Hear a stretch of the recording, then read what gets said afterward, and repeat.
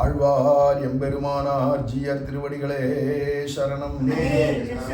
ஜெய் பிரேமிகேந்திர சத்குருதேவ் பகவான் கி ராமானுஜா ராமானுஜா ராமானுஜா ராமானுஜா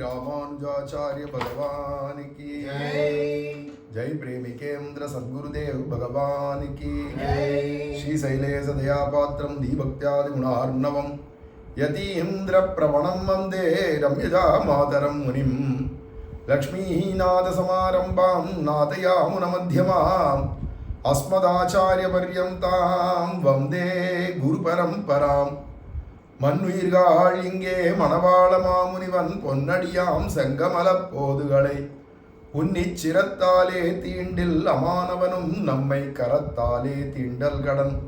ஸ்ரீமத் கிருஷ்ண சமாஹ்வாய நமோ யாமுனசூனவே யற்கடாட்சைகலக்ஷ்யாணாம் சுலப ஸ்ரீதர சதா கோலாகலதயா பாத்திரம் மாதுரி ரமணம் பிரபும் பக்தப்ரியம் பிரேமிகேந்திரம் ரசிகாச்சாரியமாஸ்ரயே.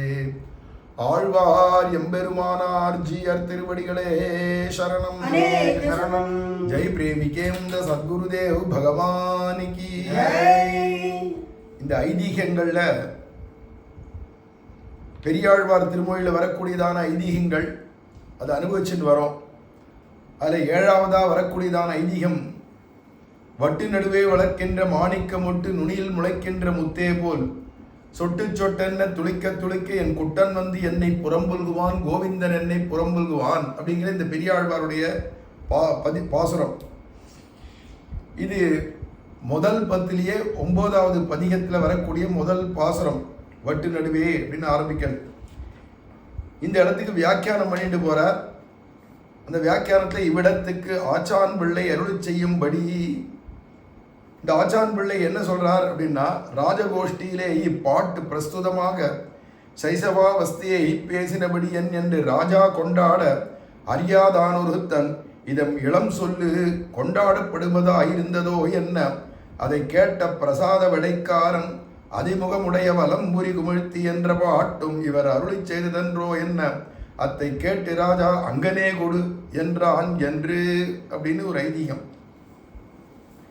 இது எதை சொல்றது? இந்த வட்டு நடுவே வளர்க்கின்ற மாணிக்க மொட்டு அப்படிங்கிறது ஆண் குறி, கிருஷ்ணனுடையதான ஆண் குறி இருக்கு இல்லையா, அதை வர்ணிக்கிறார். அந்த ஆண் குறி வட்டு நடுவே வளர்க்கின்ற மாணிக்க மொட்டு அப்படிங்கிறது அந்த ஆண் குறியுடைய நுனியில ஒரு முத்து மாதிரி, மாணிக்க முத்து மாதிரி அழகா நுனியில் முளைக்கின்ற முத்தே போல், மொட்டு நுனியில் முளைக்கின்ற முத்து மாதிரி அப்படியே மூத்திரம், குழந்தையுடைய மூத்திரம், சின்ன குழந்தை, சைசவம், அத்தியந்த சைசவம்ன்றாலே அது மாதிரி ஒரு வயசுக்குள்ளால இருக்கிற குழந்தை அம்மா யசோதம்மாவுடைய கழுத்தில் பின்னாடியா வந்து கட்டிக்கிறதுக்கு வரான். அப்படி ஓடி வந்து கட்டிக்கச்சவே குழந்தைகளுக்கு அந்த மூத்திரத்தை அடக்கிற சக்தி இல்லாததால சொட்டு சொட்டா விழுந்துட்டே இருக்கும். ஓடி வந்து அதோடு வந்து அம்மாவுடைய முதுகை கட்டிக்கும். இது வந்து இயற்கையாக ஒரு தாயார்ந்து இதெல்லாம் பார்த்தவாளுக்கு புரியுமே தவிர வரட்டு ஹிருதயமுறைவனுக்கு புரியாது. அது சாதாரணமான ஒரு குழந்தை, மலமூத்திர மாம்ச பிண்டமா சாமானிய ஒரு மனுஷனுக்கு பிறந்த குழந்தை, அது ஒரு சொட்டு சொட்டா மூத்திரம் போயிட்டே ஓடி வந்து அம்மாவை கட்டின்றாலே அந்த அம்மாவுக்கு அது மூத்திரம்லாம் போயிடுத்தே, மேலே சொட்டு சொட்டா மேலே போயிடுத்தே அப்படின்னு அந்த அம்மா நினைக்காத, அது என்னமோ பெரிய பாக்கியம் மாதிரி, அமிர்தமே மேலே விழுந்தா மாதிரியோ கங்கா ஜலம் மேலே விழுந்தா மாதிரியோ நினச்சின்னு கொஞ்சிப்பா. இது எப்படி இருக்கு பாரு இந்த கோலம் அப்படின்வா. ஏன்னா தரிசனிய திகம்பரம்னு அப்படி இருக்கச்சே பிறவாதவனான அப்ராகிருத திவ்யமங்கல விக்கிரமுடையதான எம்பெருவான் இங்கே கண்ணனா பறந்து அதுலேயும் யசோதை அப்பேற்பட்ட தொல்லை இன்பத்து இறுதி கண்டவளான யசோதையுடைய பின்னாடி வந்து கழுத்தை கட்டிக்கிறான் அப்படிங்கச்சே அவனுடைய திருமேனி பார்க்கறதுக்கே தரிசனிய திகம்பரம்னு திகம்பரமாக விட்டாலே அழகா இருக்கு. அதுல வேற முத்து மாதிரி இது அரும்பி நிற்கிறது அந்த மூத்திர துளி அப்படிங்கச்சே அதுக்கு அல்பசங்கை அப்படிங்கிறதான் சிறுச்சன்னம் அப்படின்றார். சொட்டு சொட்டன்னு துளிக்க துளிக்க சொட்டு சொட்டா துளி துளியா விழுந்துட்டே ஓடி வருது. அது நடையும் தளர் நடையா இருக்கும் இல்லையா, அப்படியே நடந்து வந்து அம்மாவை கட்டிகள். அது மாதிரி யசோதைட்ட கட்டிண்டா மாதிரி கண்ணபிரான் இப்போ என் முதுகில் வந்து கட்டிப்பானோ, நான் யசோதை ஆயிட்டனே என் முதுகில் வந்து கட்டிப்பானோன்னு பெரியாழ்வார் பாடுறாரு. அது அப்படியே இயற்கையாக அது அப்படியே வர்ணிக்கிறார். அப்போ குழந்தை விளையாட்டை என்ன நடக்கிறதோ அந்த குழந்தை விளையாட்டை பார்த்ததுபடி வர்ணிக்கிறா அப்படிங்கிற இங்கே விஷயம். அதில் மொட்டு நுனியில் முளைக்கின்ற முத்தே போல் சொட்டு சொட்டன்ன துளிக்க துளிக்க என் குட்டன், அப்போ சிறு குட்டன் ஓடி வந்து என்னை புறம்புல்வான், பின்னாடியாக வந்து கட்டிப்பான். கோவிந்தனாகிய என் குட்டன் வந்து புறம்புல்வான் அப்படின்லாம் அனுபவித்து பாடுறார் பெரியாழ்வார். இது ராஜசபையில் இந்த பாசுரங்கள்லாம் வச்சு பேசிட்டு இருக்காங்க. ராஜா உட்பட மந்திரிகள், அங்கே குருமார்கள் எல்லாம். அப்போ அந்த சோழ ராஜாக்கள்லாம் எப்படி இருந்திருக்கா, முதல்ல ஆரம்பமே விசாரணைகள்லாம் ஆரம்பிக்காதான். ராஜாவை புகழ்ந்து சில பேர் மாகந்திகள், பந்திகள், மாகந்தர்கள் போன்றவாள்லாம் இருப்பா. அவள்லாம் என்ன பண்ணுவான்னா காயகர்கள், அவள்லாம் வந்து ராஜாவை புகழ்ந்து பாடணும்னு ஒரு விதி பாடுவா. அது முடிஞ்ச உடனேவே அடுத்தது பிரம்ம விசாரம், அதாவது பகவத் விஷயமான பேச்சுகள் நடக்கும். அதில் அங்கே குருமார் இருப்பா இல்லையா, அதுலேயே யாராவது ஒருத்தர் இன்னைக்கு புதுசாக வந்தவாளாக இருந்தானா அந்த பிராமணர் நான் புராணத்துலேருந்து 4 வார்த்தை சொல்லிட்டு போகிறேன், நான் இதிகாசத்துலேருந்து 4 வார்த்தை சொல்லிட்டு போகிறேன், நான் வேதாந்தம் சொல்கிறேன் அப்படின்னு வரவா இருப்பா. ஏன்னா நித்தியமே ஒரே ராஜகுருவே பேசிட்டு இருக்க மாட்டார். இப்போ ராஜகுருவே அனுமதிப்பா, இந்த பண்டிதர் வந்து பேசினா நல்லா இருக்கும், பேசலாம் மகாராஜா அப்படின்னா அவருக்கு ஒரு 1/2 மணி நேரம் நேரம் கொடுப்பா. அதில் அவள் பேசுவா இல்லையா. அது மாதிரி முதல்ல பெருமாளை பற்றின விஷயத்த பேசுவா. அதுவும் சோழ மன்னர்களாக அநேகமாக எல்லாருமே பரமை காந்திகளான ஸ்ரீ வைஷ்ணவாளாக இருந்திருக்கா. அதில் ஒரு சோழராஜன் முதல்ல இருந்த தர்மவர்மாவுக்காக தான் ரங்கநாதரே ஸ்ரீரங்கத்துக்கு வந்தார். அதுவே இவளுக்கு குலதெய்வமே, அப்புறமா சோழ மன்னர்களுக்கெல்லாம் குலதெய்வமே யாருடானா ரங்கநாதர் தான். அந்த தர்மவர்மாவுக்கு பொன்னாக சாட்சாத் உறையூர் நாச்சியாரான தாயார் ஜெகன்மாதாவே பொண்ணா அவதாரம் பண்ணியிருந்தா. அப்பேற்பட்டதாக இருந்தாலும் பரம்பரையாக அவள்லாம் பெருமாள் தாயார் பக்தர்களான பரம வைஷ்ணவர்கள். இவெல்லாம் சூரிய வம்சத்து ராஜாக்கள். அப்போ சூரிய வம்சத்து ராஜாக்கள்லாம் எப்படி வைஷ்ணவாளோ அதே இவரும் தர்மவர்மாவும் அவள் பரம்பரையில் வந்தவா எல்லாரும் வைஷ்ணவாளாக இருந்தால். நடுவில் தான் இந்த ராஜராஜ சோழனுக்கு முன்னாடி பராந்தக சோழன் வரைக்கும் எல்லாரும் வைஷ்ணவாளாக இருந்து அதுக்கப்புறமா மாறினான், பரம சைவர்களானா. அப்புறமா சைவ வெறியனா போயிட்டான் பின்னாடி ராமானுஜர் காலத்தில் இருந்த சோழன் ஆகிய 2ஆம் குலோத்துங்க சோழன். அப்புறம் அவனுடைய பிள்ளைலேருந்து மறுபடியும் அகலங்க சோழன்லேருந்து ஆரம்பித்து எல்லாரும் வைஷ்ணவாளானான்னு இருக்கு. அப்போ அவள்லாம் என்னென்னா பகவத் விஷயம்தான் முதல்ல பேசுவாள். அதெல்லாம் பேசி முடிச்சுட்டு தான் அப்புறமா விசாரணை லௌகீகத்துக்கே வருவா. இப்படிலாம் ராஜாக்கள் அரண்மனையில் அரசபையிலேயே இப்படி தான் பேசிட்டு இருந்தா பகவத் விஷயமானு. இதெல்லாம் பார்த்தா தெரியுது. இன்னைக்கு இருக்கிற அரசபையில் வெறும் வம்பு சண்டை ஒருத்தருக்கு ஒருத்தர். இதெல்லாம் அரசபையா அப்படின்னா, அரசபைனா எப்படி இருக்கணும்னா முதல்ல பகவத் விஷயம் நடக்கணும். அப்போ பகவத் பக்தி ராஜாவே பண்ணி ராஜாவே பிரம்ம விசாரம் பண்ணுறான், ராஜாவே பகவானை பற்றி பேசி கேட்குறான் அப்படின்னு அவனே கொண்டாடுறான்னு இருந்தால் தான் ஜனங்கள் யதா ராஜா ததா பிரஜான்னு ஜனங்களும் அப்படி இருப்பா. ஜனங்களுக்கு பக்திங்கிறது வரணும். அப்போ தான் தர்மத்தில் அவன் நிற்பா. தர்மத்தின்படி அரசாட்சினாதான் அப்போ தான் கோன் உயர கோல் உயரும், கோல் உயர கோன் உயர்வான் அப்படின்லாம் அங்கே சொல்கிறா இல்லையா. அது மாதிரியான ராஜா, ராஜ்யம், ஜனங்கள் எல்லாரும் ஒன்று சேர்ந்து மேலே உயர முடியும். அதனால இது ராஜசபையில் நடக்கிறது. ராஜகோஷ்டியிலே பாட்டு பிரஸ்துதமாக குழந்தை கண்ணனுடைய பெரியாழ்வார் பாசுரங்களை ஒருத்தர் எடுத்து பேசின்னு இருக்கார். அப்படி பேசிச்சே சொட்டு சொட்டா மூத்திரம் போக கண்ணன் அப்படியே தளர்நடைட்டுன்னு வந்து அம்மாவை கட்டிக்கிறான்னு இந்த வர்ணனையை சொல்ல உடனே ராஜா ரொம்ப கொண்டாடினானாம். பெரியாழ்வார் எப்படி இந்த சைசவ அவஸ்தையை எப்படி பாடுறாரு, அழகாக பாடுறார், ஆகான்னு ராஜா கொண்டாடுறான். சோழராஜன் சைசவாவஸ்தையை பேசினபடி என் என்று ராஜா கொண்டாட என்னமா பேசியிருக்கார் பெரியாழ்வார், தத்ரூபமாக அப்படியே வர்ணிக்கிறாரு அப்படின்னு ராஜா கொண்டாடுறான்.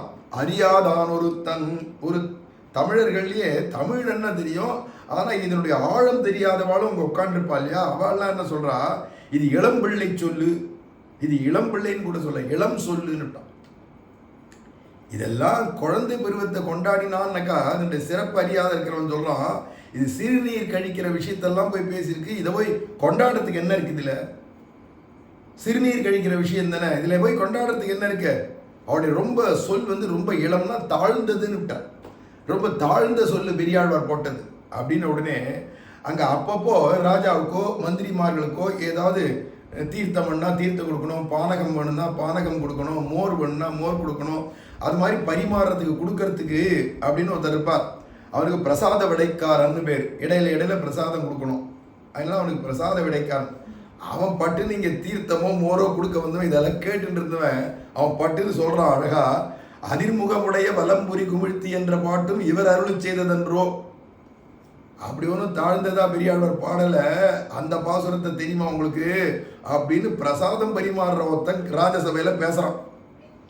என்னடான்னா, அதிர்முகமுடைய வலம்புரி குமிழ்த்தி அழலுமிழாழி கொண்டெறிந்து அங்கு எதிர்முக அசுரர் தலைகளை இடரும் எம் புருடோத்தமன் இருக்கை சதுமுகன் கையில் சதுமுஜன் தாளில் சங்கரன் சடையினில் தங்கி கதிர்முக மணிகொண்டிழி புனல் கங்கை கண்டம் என்னும் கடிநகரே. திருக்கண்டம் என்னும் கடிநகர பாசுரம் இருக்கு. அந்த பாசுரத்தில் சுவாமி பெரியாழ்வாரே அது பாடியிருக்கார். எப்படி அங்கே கங்கை ஓடி வரா பிரவாகமா, தேவப்பிரயாகின்னு பேர். இப்போ அதுக்கு திருக்கண்டம் என்னும் கடிநகர்னு ஆழ்வார் அங்கேயே போய் தங்கியிருந்து பாடியிருக்கார். ஒரு சமயம் அங்கே மழையே இல்லாத போயிடுத்து இமாச்சல பிரதேசத்துல இமயமலையிலேயே. அப்போ கங்கையில கூட ஜலப்பிரவாகம் இல்லாத ஜல கஷ்டம் வந்துருத்துன்னுச்சே. அப்போ ஊர் உலகத்துல யாராவது இங்க வந்து ஏதாவது பண்ணினா மழை வருமோன்னு அந்த இமாச்சல பிரதேசத்து ராஜா கேட்க, அப்போ தென் நாட்டில் ஸ்ரீவில்லிபுத்தூர்ல பெரியாழ்வார்னு ஒருத்தர் இருக்கார், ஸ்ரீ விஷ்ணு சித்தர்னு பேரு. அவர் இங்கே எழுந்தொழினா அவர் திருவடி பட்டாலே மழை வரும்னு சொல்ல, எங்கே இருக்கு இமயமலை, அங்கேருந்து பல்லக்கு சத்திர சாமர உபச்சாரங்கள்லாம் கொடுத்து நேராக இங்கே பெரியாழ்வார் அதில் எழுந்தொழ கொண்டு போய் அந்த திவ்ய தேசத்தில் கொண்டு போய் அப்போ அவரை உட்கார வைக்க பெருமாளை போய் சேவிச்சுட்டு 10 பாசுரம் கங்கையை பற்றியும் இந்த பெருமாள் புருஷோத்தமனை பற்றியும் பாடுறார். அதில் ஒரு பாசுரத்தை எடுத்து இந்த பிரசாதம் பரிமாறவன் எடுத்து கொடுக்குறான். அதிர்முகமுடைய வலம்புரி குமிழ்த்து அழலுமிழ் ஆழி கொண்டெறிந்து அங்கெதிர்முக அசுரர் தலைகளை இடரும். அசுராலெல்லாம் எப்படி சங்க சக்கரத்தை ஏந்திண்டு எம்பெருமான் அவ தலைகளெல்லாம் உருண்டு பனங்காய் உருட்டுறது மாதிரி உருட்டி அப்பேற்பட்ட வீராதி வீரனான எம் புருஷோத்தமன். அது மட்டும் இல்லை, ராமாவதாரத்தில் கையில் வில்ல ஏந்தினவனானவன் சாரங்கபாணியான பகவான் சக்கரபாணியா சுயண்டி யுத்தம் பண்ணி அந்த 10 தலைகளையும் பூமியில உருளும்படியா பண்ணின அந்த புருஷோத்தமனான ஸ்ரீ ராமச்சந்திர பிரபு எழுந்தொழி இருக்கக்கூடிய இடம் கங்கை என்னும் கண்டம் என்னும் கடிநகரே. அந்த கங்கை எப்படி அவதாரம் பண்ணித்து அப்படிங்கச்சே அதையும் சொல்றார். சதுமுகன் கையில் முதல்ல ஆதாவாதி பிதாமகசிய நியம வியாபார பாத்திரே ஜலம் அப்படின்னு பிரம்மதேவன் தன்னுடைய அனுஷ்டானத்துக்குன்னு கமண்டலூர்ல வச்சிருந்த ஜலமா இருந்தது. பகவான் பశ్చాத் பன்னகசாயினோ பகவதா பாதோதகம் பாவனம் அப்படிங்கிறதான் சதுபுஜன் தாளில் அப்படின்னு. சதுர்புஜனான ஸ்ரீமன் நாராயணன் உலகளந்த போது அவனுடையதான பாதத்தில் அந்த நீரை வச்சு பாத பூஜை பண்றான் பிரம்மதேவன். பிற்பாடு அது கங்கையாக பெருகி வச்சு அதை சங்கரன் தலையில தாங்கினான். பூயகா சம்பு ஜடா விபூஷண மணிகி அப்படின்னு இப்படி பெரியாழ்வார் பாடினதை சம்ஸ்கிருதத்தில் ஒருத்தர் ஸ்லோகமும் பண்ணியிருக்கார். அப்பேற்பட்டதான இப்படி எப்படியெல்லாம் அந்த கங்கை அவதாரம் ஆச்சு. அப்படி அவதாரமானதான கங்கை சடையினில் சங்கரன் சடையினில் தங்கி பிறகு கதிர்முக மணிகொண்டு இழிபுனல் கங்கை. அப்புறமா அது கங்கோத்ரி அப்படிங்கிற இடத்துக்கு எப்படி வந்தது, கங்கோத்ரிலேருந்து ஓடி வரிச்சவே பலவேறு மணிகள், அதாவது ரத்தனங்கள் எல்லாம் கொழிச்சுண்டு சந்தன மரங்கள் அகில் மரங்கள்லாம் அதில் பெருக்கெடுத்து வர வேரோட புடிங்கின்னு அதெல்லாம் எடுத்துட்டு அப்படியே கண்டம் என்னும் கடிநகரில் ஓடி வர கங்கை அப்படின்னு இந்த கம்பீரமான பாசுரம். இதில் இதிகாச புராண விஷயங்களும் இதில் அடங்கியிருக்கு. அதோடு இல்லாத ராமாயணமும் அடங்கியிருக்கு.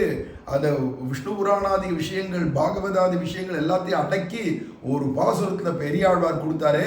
இதுவும் பெரியாழ்வார் அருள் செய்துதான். வெறும் குழந்தை கண்ணன் மூத்திரம் போய் கட்டிக்க மாட்டானான்னு அத்தியந்த சைசவத்தை கொண்டாடுறது மட்டும் இல்லை, இதையும் பாடினவர் பெரியாழ்வார் தான் தெரியுமா. அதனால சாமான்யமா இது தாழ்ந்ததுன்னு சொல்லிடாதியும் அப்படின்னு அந்த தமிழனை பார்த்து சொன்னாரோ இல்லையோ இந்த பரிமாறுறவர்.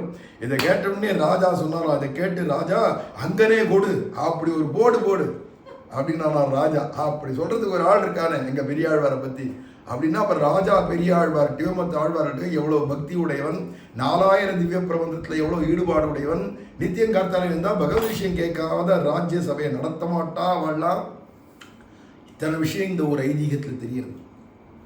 இத்தனை விஷயம் தெரியுது இல்லையா? அப்படி போடு அப்படி அப்படின்னு சொல்றதுக்கு ராஜாக்கு எவ்வளவு ஊற்றம் பெரியாழ்வார்கிட்ட இருக்கணும், எவ்வளவு பிரேம இருக்கணும். எங்க பெரியாழ்வாரை போய் தாழ்த்தி என்னமா சொன்னான் இவன் அப்படின்னு இல்லை. இப்ப உடனே ராஜா தானே, எவன் ஒருத்த இது தாழ்ந்ததுன்னு சொன்னாலும் அவன் போய் சிறைச்சாதம் பண்ணு, அவன் தலையை வெட்டு, அவனை கொண்டு போய் ஜெயிலில் அட, ஆயுள் தண்டனை கொடு அப்படின்னு சொல்லலை. ஏன்னா அவனுக்கு திருந்தறதுக்கு வாய்ப்பு வேண்டாமா? அவனுக்கு புரியலை, பாவம். பெரியாழ்வாரையும் புரியல, இந்த தமிழ் ஆழம் புரியல, கிருஷ்ணனுடைய அத்தியந்த சைசவ விளையாட்டும் புரியல. அப்போ பகவத் விஷயத்துல ருச்சி இல்லை, இல்லை பகவத் விஷயத்துல நாட்டம் இல்லை, பகவத் விஷயத்துல இன்னும் பிரவேசிக்கலை அப்படிங்கிறவனை திருத்தணமாக்கிறதுனால ராஜா உடனே அவருக்கு புரியுற மாதிரி இப்படி ஒரு போடு போட்டே இப்போ இதுக்கு என்ன பதில் சொல்ல போற அப்படின்னு இந்த தமிழரை பார்த்து கேட்க அவனும் தலையை ஆட்டினான். இவ்வளோ கம்பீரமாக பாடியிருக்காரா தெரியாது எனக்கு. அவனும் நாளைக்கு பெரியாழ்வார் திருமொழியில் ஈடுபடுவான் அப்படிங்கிறதுக்கு ராஜா இடம் கொடுக்குறான். இத்தனை விஷயங்கள் இந்த ஒரு ஐதீகத்தை. அப்போ அந்த காலத்து சரித்திரம், ராஜாக்களுடைய நிலை, அங்கே இருந்த ஒரு பரிமாறுவன், பின்னாடி விளக்கு பிச்சான்னு ஒருத்தன் வரப்போறான். கோவிலில் விளக்கு பிடிச்சின்னு தீவெட்டி பிடிச்சிட்டு இருக்கிற ஆளுக்கு கூட எவ்வளவு இருந்திருக்கு, பகவானே பிரத்யட்சமாக பேசினான்லாம் வருது. அப்போ அந்த காலத்தில் யார் யாருக்கு தான் பகவான் பிரத்யட்சமானா, யார் யார் எப்பேற்பட்ட உயர்ந்த மகா ஞானிகளாகவோ பிரேம பக்தாளாகவோ இருந்திருக்கா, சரணாகதிகளாக இருந்திருக்கா, இத்தனையும் இந்த ஐதீக கதைகளை கேட்டால் தான் புரியும். இந்த வாழ்வும் வாக்கும் பூர்வாச்சாரங்களை கேட்டால் தான் புரியும். இதுக்கடுத்தது எட்டாவது ஏற்கனவே சொல்லிட்டோம். அத்தூதன் அப்பூச்சி காட்டுகின்றான் அப்படிங்கிறதான விஷயம் எம்பார் சொன்னது ஏற்கனவே முன்னாடியே கேட்டுட்டோம். அதுக்கு அடுத்தது குறும்பருத்த நம்பியம் திருவேங்கடமுடையானாகிற அளவலை வெளியிட்டானோ என்றாரிரே. இங்க அளவலமை தீர்த்த அப்படின்னு வருது இல்லையா? கண்ணபிரான அளவலை அப்படிங்கிறார். அளவலைன்னு என்ன தெரியுமா? வாயாடின்னு அர்த்தம். தொண எல்லாத்தையும் அந்தரங்கம்னு ஒண்ணுமே வச்சுக்க தெரியாது. படன்னு ஒருத்தன் பேசினான்னா சரியான அளவலை அப்படின்வா. அந்த அளவலை அப்படிங்கிறது 2வது பதிகத்துல முதல் பத்திலேயே 2வது பாசுரத்தில் பெரியாழ்வார் பாடுறார். அந்த இடத்துக்கு குறும்பருத்த நம்பியம் திருவேங்கடமுடையான் ஆகிற அளவலை வெளியிட்டானோ என்றார் இதே அப்படின்னு அங்கே ஒரு ஐதீகம் வருது இந்த இடத்துல. இந்த ஐதீகத்துக்கு கதை பின்னாடி வருது. பெரிய திருமொழியில் 5, 8, 9 பெரிய திருமொழியில் பெரியவாச்சான் இதை எடுத்து கொடுக்குறார். மற்றவர்க்கு அருளி செய்தவாறு அடியேன் அறிந்து அப்படிங்கிற இடம். இது என்னன்னா தொண்டை மன்னவன் தின்திரல் ஒருவர்க்கு அப்படிங்கிற பாசுரம். அப்ப அந்த பாசுரத்தில் தொண்டமான் சக்கரவர்த்திக்கு பகவான் 7 நாழிகை கூட இருக்க வச்சுட்டு 7 நாழிகை அவனோட 2 மணி நேரம் கிட்டத்தட்ட பக்கத்தில் வச்சுட்டு வளங்கொள் மந்திரம் மற்றவர்க்கு அருளி செய்தவாறு அப்படின்னு. மற்றவர்க்கு இங்கே அருளி செய்தவாறு தான் இந்த வார்த்தை, அதுக்கு தான் இந்த ஐதீகம். அவ வளங்கொள் மந்திரம்னா திருமந்திரம் நமோ நாராயணா என்ற இந்த அஷ்டாட்சர மந்திரத்துக்கு வியாக்கியானத்தை பூரா திருவேங்கடமுடையானே ஆச்சாரியனா இருந்து தொண்டமான் சக்கரவர்த்திக்கு உபதேசம் பண்ணியிருக்கார், காலட்சேபம் சொல்லியிருக்கார், ரகசிய காலட்சேபம். அதை எடுத்து கொடுத்து அறிந்தவாறு அப்படின்னு நானும் அதனால உன் திருவடியில் அடைஞ்சேன் ரங்கநாதா. அங்கே திருவேங்கடமுடையானா இருந்து நீ தொண்டமானுக்கு அருளி செய்தியே இந்த ரகசியத்தை எனக்கு நீ அருளி செய்யலாகாதோ, எனக்கு இது மாதிரி அந்த வியாக்கியானங்கள்லாம் சொல்லக்கூடாதான்னு ரங்கநாதட்ட சரணாகதி பண்றார் சுவாமி திருமங்கையாழ்வார்னு இந்த பாசுரம் விஷயம். அதுல இந்த மற்றவர் கருளி செய்தவாருக்கு குறும்பருத்த நம்பியோடே சேர்த்து விட்டபடியை சொல்லுகிறது. பதிவிரதியோடு உண்டான ஏகாந்தத்தில் அனுபவத்தை திரளிலே வெளியிடுவாரை போலே தானும் நானும் அறிய அனுபவித்ததை இங்கனே வெளியிடுவதே திருவேங்கடமுடையான் அளவலை ஆகாதே என்றார். இதே குறும்பருத்த நம்பி அப்படின்னு ஒருத்தர் அவர் பேசின பேச்சை எடுத்து இங்கே வியாக்கியானத்தை எடுத்து கொடுக்கிறார் பெரியவாச்சான் பிள்ளை. தொண்டமான் சக்கரவர்த்தி பெருமாளை பிரகடனப்படுத்தி கோவில் கட்டினவரே அவர் தான். அதுவும் இந்த புரட்டாசி மாசத்துல இப்போ அதை கேட்குறோம். பெரிய பாக்கியம் இல்லையா கேட்கறது? புரட்டாசி மாசத்துல கேட்கறது பாக்கியம். இப்போ பெருமாளுடைய பிரம்மோத்சவம் வேற ஆரம்பிக்க போகுது. அந்த சந்தர்ப்பத்தில் நமக்கு இது கிடைச்சிது ஒரு ஐதீகம். ஏன்னா இந்த தொண்டமான் சக்கரவர்த்தி தான் பரம கோவிந்த பக்தன், நிஜ பக்தன், பிரபன்னன், சோழ மன்னனுடைய புள்ள. தொண்டை மண்டலத்துக்கெல்லாம் ராஜா கீழ்த்திருப்பதியான நாராயணபுரியில தான் அவர் ராஜ்யத்தை வச்சுன்னு ஆண்டு இருந்தவர். அந்த திருவேங்கடமுடியான்ட்ட நிஜமான விஷ்ணு புறவிலிய பக்தன். சோழராஜனுக்கும் நாக கன்னிகைக்குமா அவதாரம். சாட்சாத் நரநாராயணர்கள்ல பகவானுடைய அம்சமான நரனுடைய அவதாரமாக பிரிவாள்லாம் அனுபவிப்பார். அப்பேற்பட்டதான இந்த தொண்டமான் சக்கரவர்த்தி, இந்த தொண்டமான் சக்கரவர்த்திக்காகன்னு பெருமாள் அர்ச்சாவதாரமாக பூமியிலேருந்து வெளியில என்னை பிரகடனப்படுத்துன்னு சொல்ல உடனே இவர் வந்து பாலாபிஷேகம் பண்ணி பண்ணி பண்ணி பண்ணி புத்துக்குள்ளேருந்து திருவேங்கடமுடியான் இன்னைக்கு இருக்காரு மூலவர், அவரை ஸ்வயம்புவான மூர்த்தியை வெளியில பிரகடனப்படுத்தி அவருக்காக ஆனந்த விமான நிலையஸ்தனாக பகவானை பண்றதுக்குன்னு ஒரு அழகான கோவிலை கட்டி மணி மாறி அதில் நித்தியோத்சவ பட்சோத்சவ மாசோத்சவங்களாம் நடத்தி ஒவ்வொரு சனிக்கிழமைகள்லையும் சாயங்கால பொழுதோ காலத்தால பொழுதையோ மலைக்கு மேலே வந்து பெருமாளை சேவிச்சுட்டு பெருமாள் இவருக்கு பிரத்யக்ஷம்.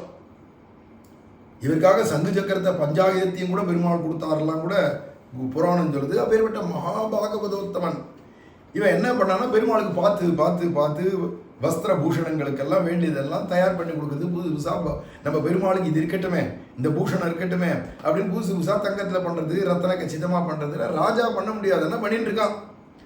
அது மாதிரி தங்கத்திலேயே ஸ்வர்ணத்திலேயே புஷ்பம் பண்ணி ராஜா வந்து ஆசையினால பட்டர்கள்ட்ட சொல்லி 108 என்ன 1008 தங்கம் தாமரை பண்ணி தரேன், இதாலேயே டெய்லி அர்ச்சனை பண்ணுங்க நித்தியம் அப்படின்னு 1008 தங்க புஷ்பத்தை கொடுத்தா அலங்காரமாக படிக்கட்டு மாதிரி வரிசையாக வச்சு இந்த திருவடிக்கு கீழே பாத பத்மத்துக்கிட்டேருந்து படிக்கட்டாக வச்சு அதில் ஒவ்வொரு புஷ்பமாக விஸ்வாய நமஹா விஷ்ணுவே நமஹா விஷத்காராயனமான்னு சொல்லி சொல்லி அழகாக அர்ச்சகாலெலாம் படிப்படியாக வச்சா கீழே பூரா தங்கத்தாமரையாக இருக்கும்.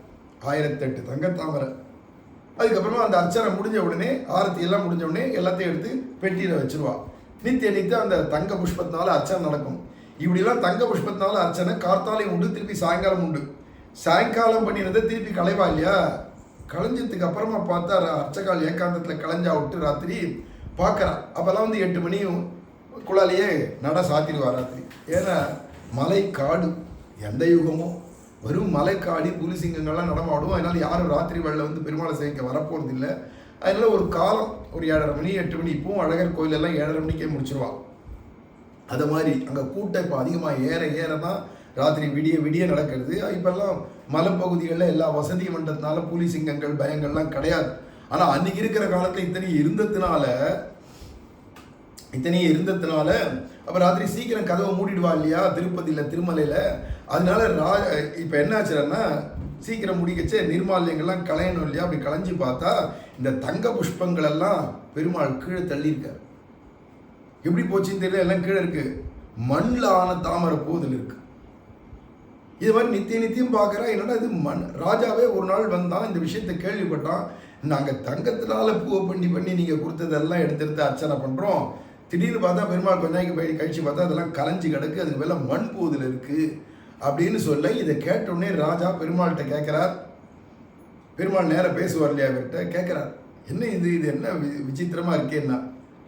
உடனே ராஜாவை பார்த்து சொன்னால், எனக்கு நீ தங்கத்தினால புஷ்பத்தை சமர்ப்பிக்கிற, கிரீடத்தை சமர்ப்பிக்கிற, எல்லாம் அப்படி ஆடம்பரமான பூஜைகளுக்கு ஏற்பாடு பண்ணுற, நீ மகாபாகவதோத்தமன் தான் இல்லைன்ல. ஆனால் நான் சொல்கிற கிராமத்தில் நீ போய் பாரு, அங்கே ஒரு பக்தன் இருக்கான், அங்கே போய் பாரு அப்படின்னு ராஜா கிட்ட குருவை அப்படிங்கிற ஒரு கிராமம், கீழ்த்திருப்பதி இந்தியா பக்கத்தில் இருக்கிற கிராமம், அந்த மலை தாழ்வரைகளில் இருக்கிற கிராமங்களில் அதுவும் அங்கே இருக்கார். அங்கே குருவைங்கிற கிராமத்தில் குருவை நம்பின்னு ஒருத்தர் இருக்கார், அவரை போய் பாரு அப்படின்னு மட்டும் சொல்லிட்டான். அதுவும் காலங்கர்த்தால பொழுதுல நீ போய் பாரு நாளைக்கு அப்படின்னு சொல்லிட்டார். காலங்கர்த்தால 5 மணிக்கே தொண்டமான் சக்கரவர்த்தி சில பேரை கூட அழைச்சிட்டு அந்த கோவில் அர்ச்சகாலில் முக்கியமான 1-2 பேர் அவளையும் அழைச்சிட்டு ராஜா காலங்கர்த்தால அந்த குருவை கிராமம் எங்கே இருக்குன்னு ராஜாவுக்கு தான் எல்லாமே தெரியுமே. மந்திரிகளையும் அழைச்சிட்டு ராஜா ஒரு சைன்யத்தை அழைச்சின்னு வர்றது மாதிரி ஒரு 10-15 பேர் அழைச்சிட்டு பின்னாடியே வர குருவை கிராமத்தில் வந்து இங்கே குருவை நம்பின்னு யாரு, அவருக்கு குருவை நம்பின்றது ஊர் பேர் மட்டும் இல்லை, குருவை அறுத்த நம்பி அப்படின்னு அவருக்கு பேர், குறும்பருத்த நம்பின்னு பேர். பொதுவாக தமிழில் குறும்பு அப்படின்னா கர்வம், படாடோபம், அகங்காரம், இதெல்லாம் அறுத்து விட்டாராம். எப்படி முக்குறும்பு நீங்கினவராக கூறத்தாழ்வான சொல்கிறோமோ, மொழியை கிடக்கும் பெரும்புகழாம் வஞ்சமுக்குறும்பாம் குழியை அறுக்கும் நம் கூறத்தான். அப்படி குழியை கடத்தும் நம் கூறத்தாழ்வன், கடத்தும் 2 விதமாகவும் சொல்லுவாள். அப்பேற்பட்டு தான் அந்த கூறத்தாழ்வான் எப்படி முக்குறும்பு இல்லாதவராக இருக்காரோ அதை மாதிரி இவர் முக்குறும்பு அறுத்தவராகிறதுனால குறும்பருத்த நம்பி அப்படின்னு பேர். குறும்பைங்கிற ஊரில் இருந்ததுனால குறும்பை நம்பி அப்படிங்கிறதுனால குருவை நம்பி அப்படின்னு அவரை சொல்லுவா. இந்த கதையை திருக்கோளூர் பெண்பிள்ளை ரகசியத்தில் திருக்கோளூர் பெண்பிள்ளை ராமானுஜரை பார்த்து கேட்டார், மண்பூவை இட்டேனோ குருவை நம்பியை போலே அப்படின்னு. அப்போ அவருக்கு குருவைன்ற ஊரில் பிறந்ததுனாலையும் குருவை நம்பி, குறும்பருத்த நம்பி எதனாலன்னா முக்குறும்பு அறுத்ததுனாலும் குறும்பருத்த நம்பி. அந்த குறும்பருத்தை நம்பி அவருடையதான கிராமத்துல போய் ராஜா தொண்டமான் சக்கரவர்த்தி போய் பார்க்க போயிருக்கார். யார் அந்த மகானுபாவன்? பெருமாள் கொண்டாடும்படிக்கு அவர் போடுற மண்பூவை எம் தங்கப்பூவை கூட நகர்த்திட்டு வச்சு தன்னுடைய திருவடியில் வச்சுக்கிறார், ஏற்றுக்கிறார்னா இப்போ எப்பேற்பட்ட பாகவதோத்தமனா இருக்கணும். அநேகமாக மண்பூவை போடுறதுனால பாவம் அவன் ஏழையாக கூட இருப்பான். மண்ணுனால தான் சக்தி இருக்கும் பூவை சமர்ப்பிக்க. இருந்தாலும் நித்தியம் மலைக்கு வருது இல்லை, மண்பூவை அவன் அங்கே இடறதுக்கு வாய்ப்பே கிடையாது. நித்தியத்து வந்து அர்ச்சகால் நாங்களும் இடலேன்னு சொல்லிட்டா, அந்த முன்பு எடுத்து பெருமாள் திருவடியில் சமர்ப்பிக்கலைன்னு சொல்லிட்டா. அப்போ எப்படி இது பெருமாள் அங்கே காட்டுறாரு டெய்லி இவன் இங்கே பூவை சமர்ப்பிக்கிறது? இதெல்லாம் பெரிய அதிசயம். அகடித கடனை இது என்னதான் நடக்கிறது போய் பார்ப்போமே அப்படின்னு அந்த ஊரில் போய் இந்த குருவை நம்பின்னு இருக்காரு, குறும்பருத்தை நம்பி. அவர் எங்கே இருக்கார்? குருவை நம்பின்னு தான் ராஜா கேட்குறான், பெருமாள் சொல்லி அனுப்பிச்சதுனால. அங்கே போய் கேட்டால் யார்? குறும்பருத்தை நம்பியா அப்படிங்கிறான். ஓ, அவருக்கு பேர் குறும்பருத்தை நம்பின்னு ஒரு பேர் கூட உண்டு போல. அவர் பெரிய பாகவதராமேன். ஆமாம், நாமும் பெருசாக இட்டுன்னு இருப்பார். ரொம்ப திருப்பதி பெருமாள்கிட்ட பக்தி உடையவர். அவரை தான் பார்க்க வந்தேன் அப்படின்னு நான் ராஜா ஒரு குடிசையை காண்பிச்சுட்டு இதுதான் அவருடைய கிரகம் வீடு அப்படின்னு காமிச்சுட்டா. ராஜா போய் அவ வீட்டு வாசல்ல நிற்கிறார்.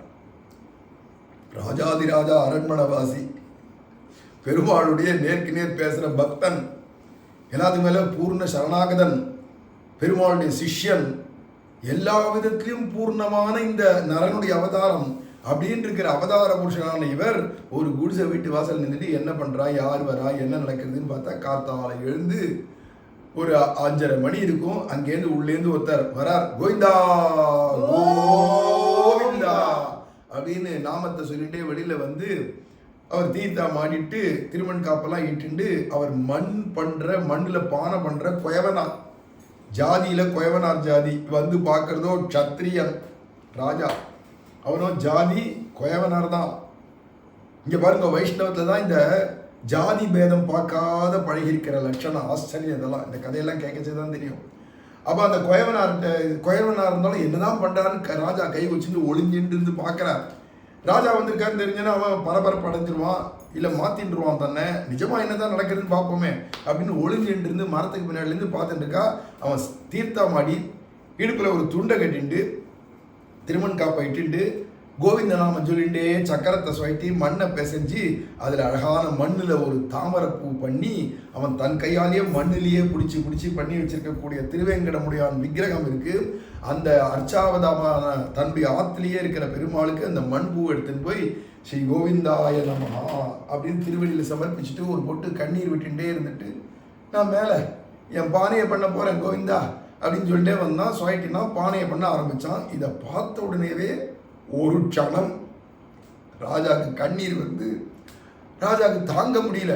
ஏண்டானா இவன் பண்ற பக்தி வெளியில தெரியல. ஒரு க்ஷணம் தான் தீர்த்தா மாடினா நெத்தியில கோவிந்தநாமம் சொல்லிட்டு திருமண் காப்பிட்டுன்னா மண் பூவை கோவிந்தநாமம் சொல்லிட்டே பண்ணா. கோவிந்தாய நமகான்னு கொண்டது திருவடியில தாம் பண்ணின கையால பண்ண ஆகம முறைப்படி பிரதிஷ்டை பண்ணாத பிரேம பக்தியில் இருக்கக்கூடிய அர்ச்சாவதார பெருமாள் பிரேம பூஜை தான். ஒரு மண் பூவை எடுத்து வச்சுட்டு கோவிந்தாய நமகா நான் போய் என் பானையை பண்ணுறேன் கோவிந்தா அப்படின்னு சொல்லிட்டு பெருமாள்கிட்ட பேசிகிட்டே வந்தான். அவன் பாட்டுக்கு பண்ண ஆரம்பித்தான். அப்புறம் ராஜா ஒரு முகூர்த்தம் இருந்து 1.5 மணி நேரமாக பார்த்தா இவன் பானையாக பண்ணியிருக்கான், ஏதோ பாட்டுகளை பாடிட்டு இருக்கான் திருவேங்கடமுடியான் விஷயமா அப்படின்னு உடனே ராஜா புரிஞ்சுட்டான் இவனுடைய பிரேம பக்தியை பகவான் எப்படி ஏற்றுக்கிறான். நீ வந்து படாடோபமா ஆகமம் தெரியுமா, அதில் உனக்கு பூஜா விதானங்கள்லாம் தெரியுமா, உனக்கு திருவாராதன கிரமம் தெரியுமா, இது அத்தனையோட நீ பண்ணினியான்னு கூட பார்க்கல. பிரேமையோட ஒரே ஒரு மண்ணு பூவை தான் இட்டான், நிஜமான பூ கூட இல்லை. ஏன்னா இந்த மண்ணை படைச்சவனே அவன் தானே, அவனுக்கு அர்ப்பணம் பண்ணுறதுக்கு இந்த பூவை மண்ணிலேருந்து தானே பூவெல்லாம் வருது. இப்போ மண்ணையே எடுத்து சமர்ப்பிப்போமே, அதுலேயே ஒரு பூ நமக்கு தெரிஞ்ச தொழில் இதுதான், அதுலேயே ஒரு பூவை பண்ணி எடுத்து சமர்ப்பிச்சா கூட இந்த பூ திருவேங்கடமுடியான் திருவடியில் நித்தியம் வந்து சேர்றதுங்கிறத பார்த்தானோ இல்லையோ தொண்டமான் சக்கரவர்த்தி நேரத்தான் தன்னுடைய பெருமைகள் எல்லாத்தையும் மறந்து பேர்பட்ட பாகவதோத்தமர்னு அந்த குறும்பருத்த நம்பியுடைய திருவடியில் விழுந்து சேவிச்சு உங்களுடைய பக்திக்கு நாங்கள் எல்லாரும் தலை வணங்குறோம், அர்ச்சகர்கள் உள்பட.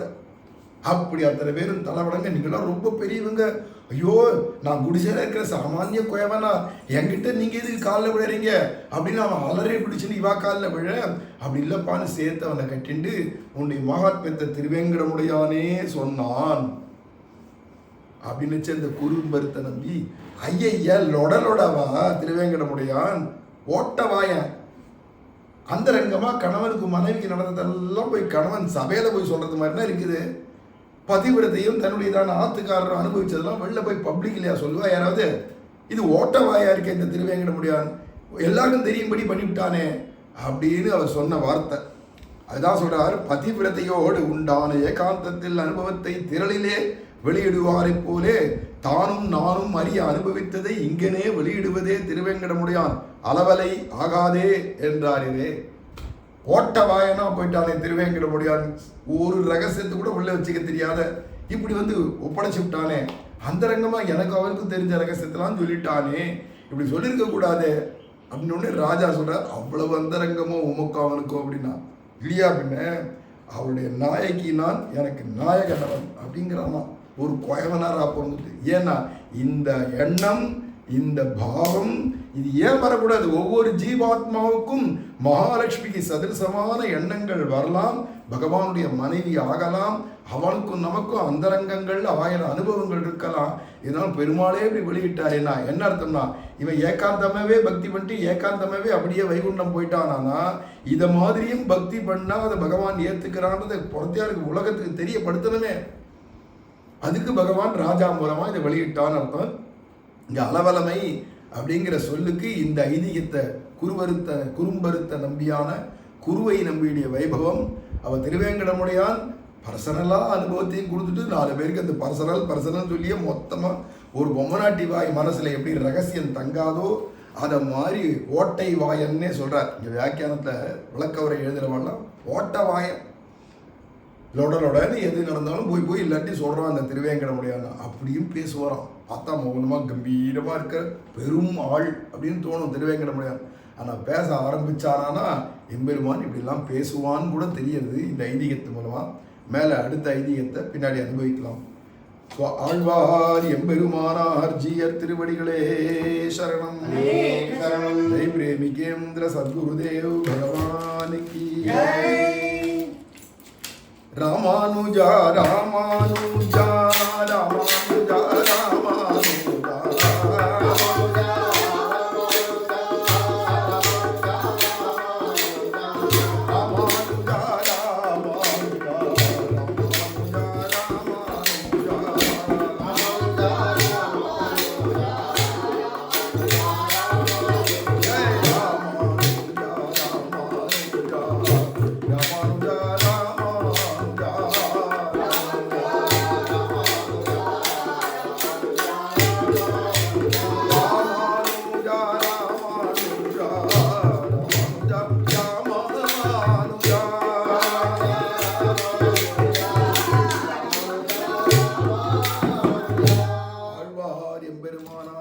अस्मदाचार्यं तिरुवडिगले शरणं। जय प्रेमिकेन्द्र सद्गुरुदेव भगवान की। श्रीमते रामानुजाय नमः। श्रीमते रामानुजाय नमः।